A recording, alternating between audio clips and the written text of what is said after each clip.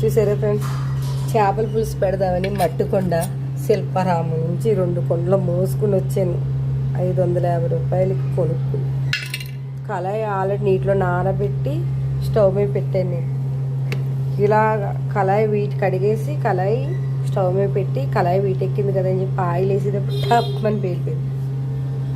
నా కుండ చూసారా, చేపల పులుసు ఉండదు అనుకున్నాను. అందుకనే వచ్చి నీటిలోనే వండుకోవాలి, రాలే నీటిలో వండకూడదు.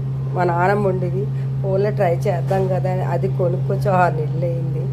ఆరింది కూడా, పచ్చికొండ కూడా కాదు, నానబెట్టినా సరే అలా పేలిపోయింది. మీరు మట్టికొండ పెట్టేటప్పుడు చాలా జాగ్రత్తగా చూసుకోండి ఫ్రెండ్స్, ఎందుకంటే కళ్ళలో కట్ట పడుతుంది. మీరు మట్టికొండ వాడకండి.